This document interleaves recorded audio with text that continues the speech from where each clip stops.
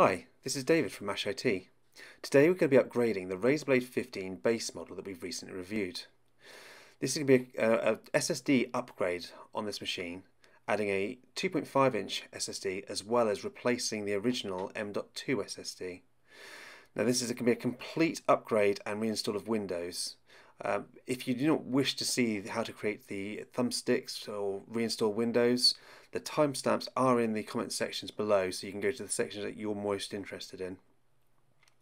Now to start, we're going to be creating the Windows USB stick that we'll be booting from later on after we've upgraded the actual laptop. This is quite a straightforward process, and most of it's done via the Microsoft tool. So if you follow through this video, you'll be able to easily create that USB thumbstick, and then that's ready for once you put your new drives in. As well as creating the USB thumbstick, we will need to take the original color profile from the Razer Blade 15 that is provided in the directory. Once you have that color profile, you're going to put it onto the thumbstick so it's ready when you've completed this upgrade. So, onto upgrading the actual drives. We're going to need our USB thumbstick for later, our M.2 drive, our 2.5-inch SATA SSD, and a decent toolkit. Now, to take the screws off the actual base plate, what we're going to need is a T5 Torx driver. It screws all around the base plate. You follow around, taking out every one of the screws. They're all the same size, so you don't need to separate them out like you would sometimes. And then the base plate lifts straight off. Now underneath the base plate, you'll see that you will have the actual heat transfer pads.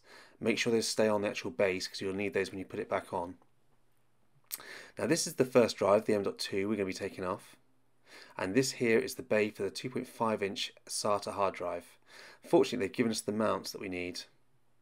The actual connector is actually taped to the actual battery, so we're going to need to remove that tape as well. So, first we're going to remove the M.2 original drive. We're going to use a small Phillips screwdriver. Now there is a sticker on the actual M.2. It's not a warranty if void sticker, so just remove that so that you can actually get to the actual head of the screw. Now just remove that screw, make sure you keep it safe. And then we're going to slide that drive out and exchange it for the new M.2. We've got a 1TB 960 Evo that I had lying around. So carefully place it in, removing any of the cables around it so it's not pressing on the cables when you push it down, and replace the original screw back in that little screw hole.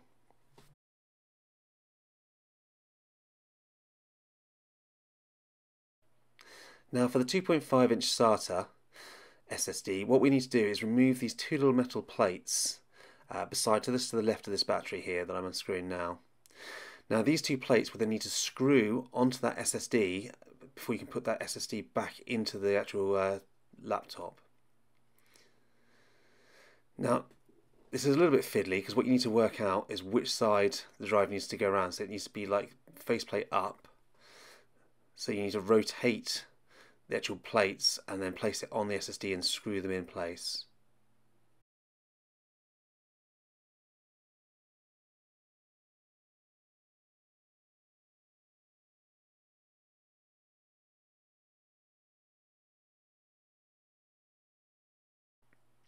Now what we need to do is remove the actual SATA connector. It's held to the battery with a piece of tape, so just carefully remove that tape from the battery and the actual SATA connector.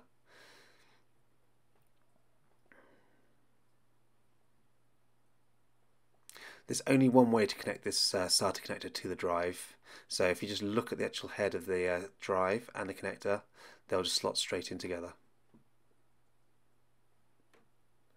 Now we're going to put our plates back onto the drive.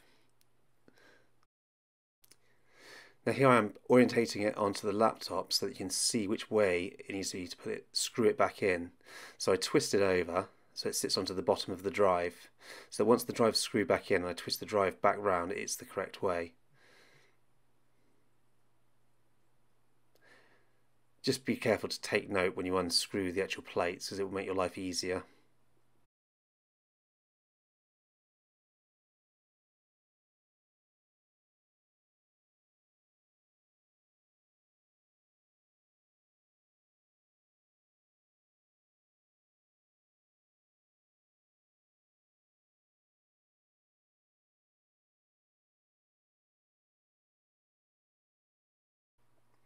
Okay, with the plates on, I'm going to carefully slide it into the SATA connector.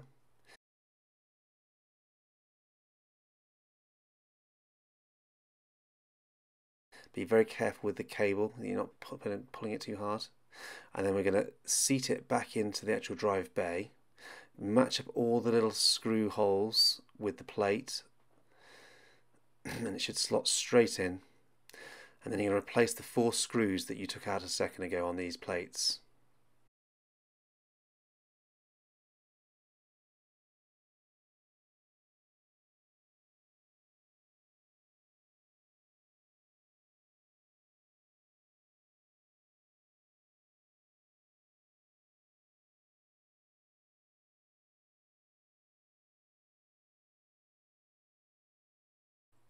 So that's our drives installed.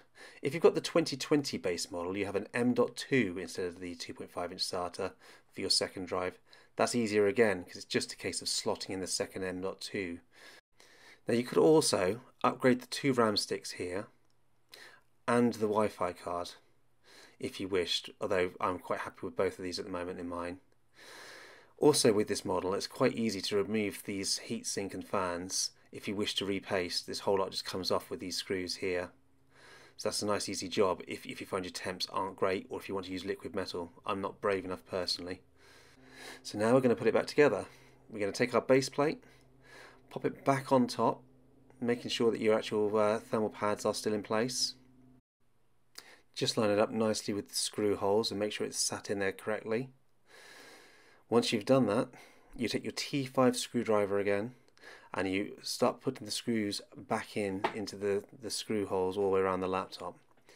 Now when you do this, I normally put in a couple first and I don't fully tighten them, just so that I can make sure that the panel is completely seated. I run my fingers around it normally so it's not popping up anywhere, so I know that it's seated incorrectly. And also when you put in the front screws, make sure you take a note of that they go at a very slight angle. Don't try and screw them straight down because you'll thread it. So now we've got the laptop back together and all upgraded. It's the easy part of reinstalling Windows. Pop in our USB thumbstick into the USB and power the laptop on. And then we're going to hit F12 until the boot menu comes up. And we're going to choose our USB stick, in this case a Kingston Data Traveler. From there, we're going to be following our prompts to install Windows 10. I'm using a custom and I'm going to delete my original partitions because this drive has been used before. If you're using a new drive, it's going to be blank, which will make your life a bit easier. But in my case, I know I need to delete the drive 1 partition 1 and partition 2 to give it a clean drive and allow Windows 10 the space it needs to run.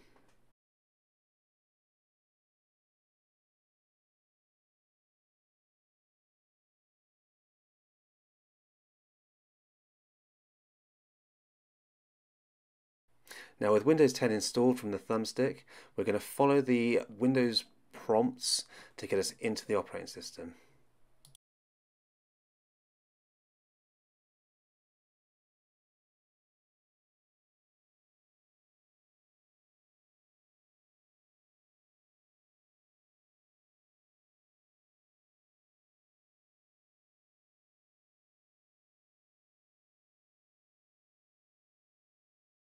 So now we're into the actual operating system. The first thing I'm going to do is download Synapse 3 software from Razer, linked down in the description below. And this will allow you to get all the lighting and power configuration set up again as it was originally for your laptop.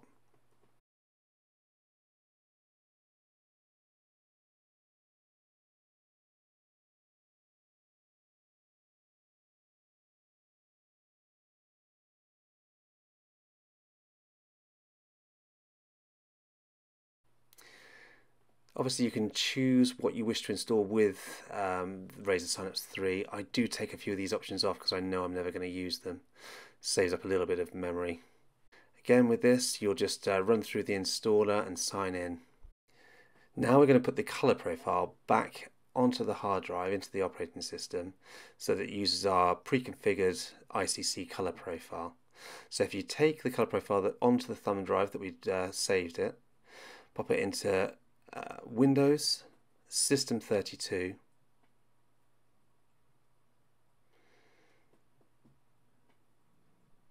spool, drivers and colour, and you can just paste that file straight into here.